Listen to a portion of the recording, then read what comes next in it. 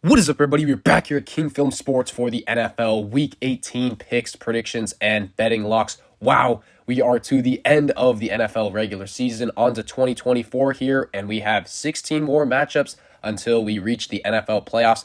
Very exciting time here, so be sure to support the channel here. Had an NFL playoff picture breakdown, predictions, crazy scenarios video. I'm sure a lot of you have already watched that, but in case you haven't, I'll have it in the top right corner to watch after this video where I elaborate on all of my predictions for this week. But before that, let's get into the recap of week 17. And this was a fantastic week for my game predictions. I went 14-2, possibly my best week of the year, although I might have had a couple other weeks with 2 losses. But yeah, I mean, we did have a couple of upsets here, but for the most part, the favorites won. A big upset was the Cardinals knocking off the Eagles there. Just completely screws the Eagles in terms of their playoff seeding. They already gave up the 1 seed with a few losses earlier this month, but then they lost to the Cardinals, so now they get bumped down to the 5 seed there. That defense is just in shambles, to put it simply.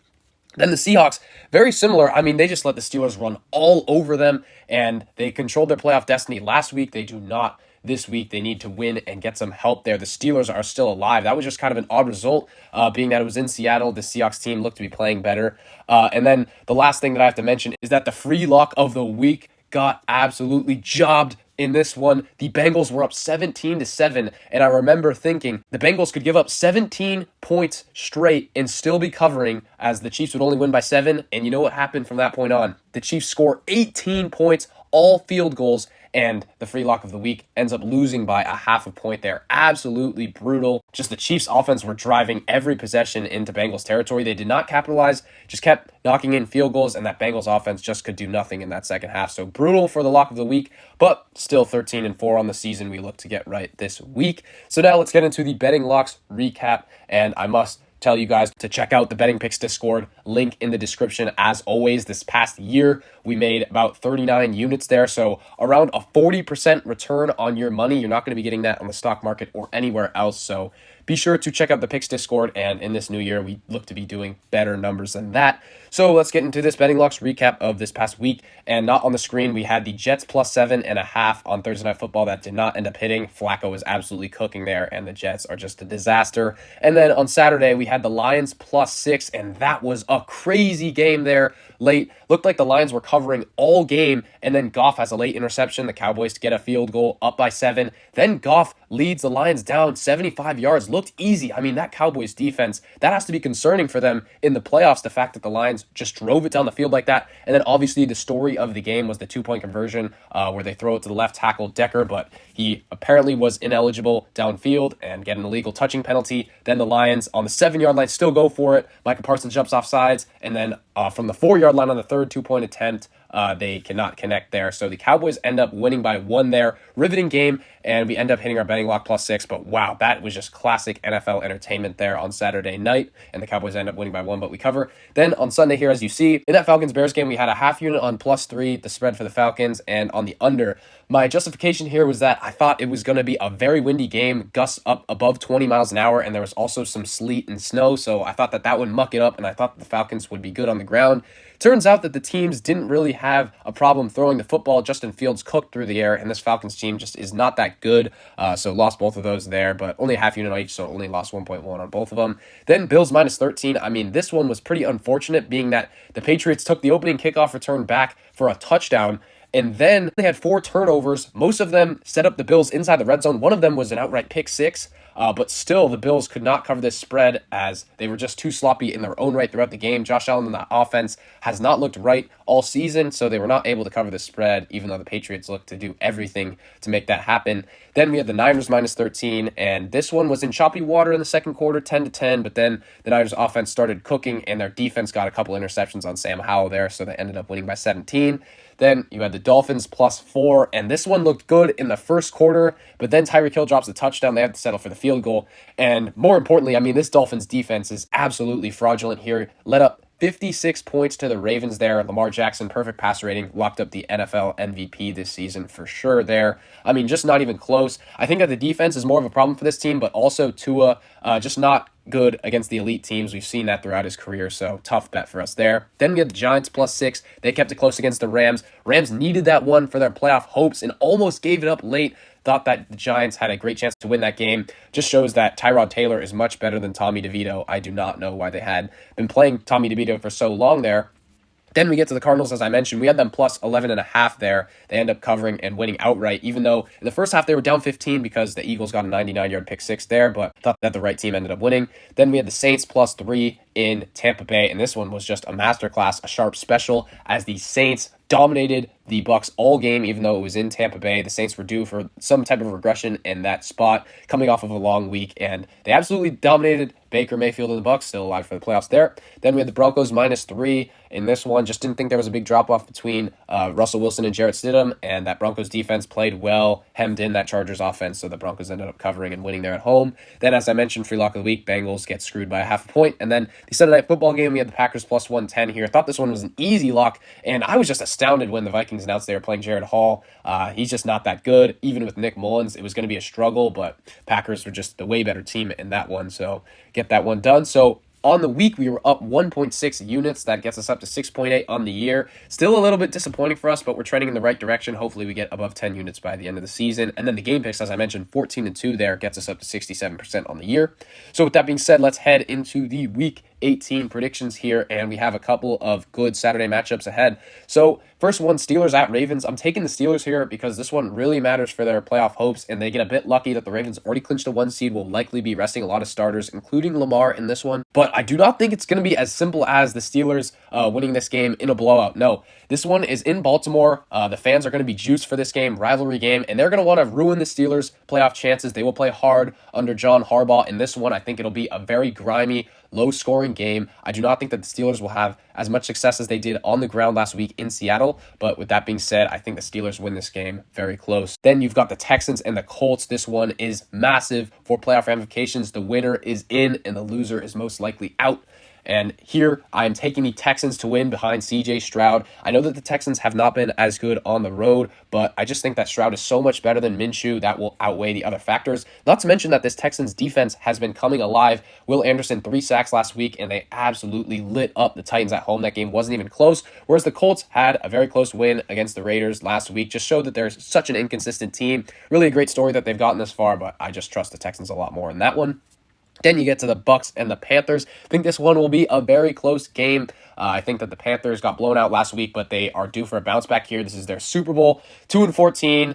Everyone will be playing for their jobs this week at home, trying to spoil the Bucks season. So I think that it will be close, but in the end, I do think that the Bucks bounce back. I think they look a lot better this week, in particular Baker Mayfield on the road here. I think that they bounce back and get that win. Then you've got the Bengals and Browns here. Browns are already locked into the 5 seed. Bengals are out of the playoffs, and I think that the Browns will rest some starters. I think that the Bengals will play some players, and I think that the Bengals win this one at home. It is noteworthy that the Browns usually win this game, even when the Bengals have been good with Joe Burrow. So I think that Cincinnati will want to win this game, finish with a 9-8 record above 500, and head into the next season with some optimism with Joe Burrow coming back. Then we get to the Lions at the Vikings here. Both teams will want to win this game. Vikings can get into the playoffs with a win and some other chaos, and then the Lions can get up to the 2 seed, but very unlikely there. In this one, I don't know if the Lions will be playing all of their players, as it's very unlikely that they do get the 2 seed in that scenario, but I think that if they do, they're the much better team at home here. Will want to go into the playoffs with some good momentum, so give me the Lions there to win.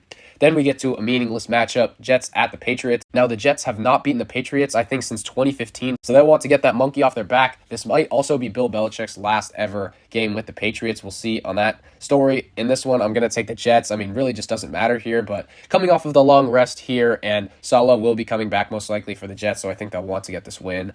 So give me the Jets there to win close. Then we get to the Falcons at the Saints. Winner of this one could make the playoffs. In this one, I'm taking New Orleans, but I think it will be very close. I think Atlanta will bounce back from last week, but Saints have some good momentum here. I think that if Derek Carr plays like he did last week and that defense can clamp down on the Falcons, then the Saints will have a good chance to win this game there.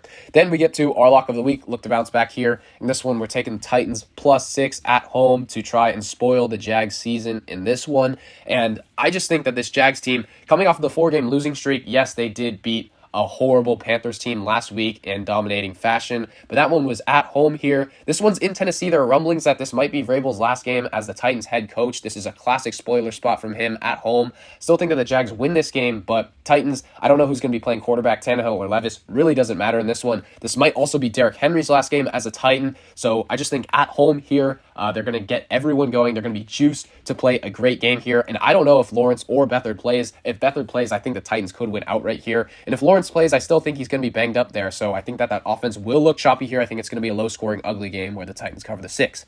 Next, we get to the Seahawks at the Cardinals. Seahawks have to win this game. Cardinals looking to play spoiler for yet another week here. I'm going to take the Seahawks to win here, although I think it will be close. If the Cardinals can control time of possession and get the yardage output from Kyler Murray and James Conner on the ground that they did last week, they will have a good chance to win, but I just think that this sample size is too big for this Cardinals team. I mean, they are a 4-12 team, and they've gotten dominated in these types of spots before, even at home, so give me the Seahawks team to bounce back and get a win there. Then we have another important game for the playoff picture. Packers win, and they will be into the playoffs. In this one, I think that they will win, but this Bears team, even at 7-9, very dangerous right now. Justin Fields playing for his job with Chicago next year. Will he get to return as the starter? We don't know, but I think he will play a very good game here. This Packers defense is very soft, but with that being said, I think that Jordan Love is just playing very good football right now at home. The Packers historically have owned this Bears team, so I have more trust in them to get this win and lock up their playoff spot there. Then next we get to the Chiefs at the Chargers. Chiefs obviously locked into the 3 seed here, and the Chargers are out, so I think that the Chargers will win this game. They've been playing with their backups all season, and I think this will be a good story for them. Wrap up the season at home with a win there, but really doesn't matter for either team. Then we get to the Broncos at the Raiders. Similar story here. I think that the Broncos win. I think that Sean Payton will be looking to continue the good momentum in the offseason here and prove that he can win without Russell Wilson. I think that is a key storyline here, and I just don't think that this Raiders team, specifically their offense, is very good. So in that game, give me Denver to win on the road. Then we get to the Eagles at the Giants. Fall from grace here for the Eagles, starting out 10-1. I still do think that they get this win. Maybe some people will project an upset in this game behind Tyrod Taylor. I think that this Giants offense can put up some points, but this is just a must-win spot heading into the playoffs for this Eagles team, so I do think that they win on the road in the divisional matchup there.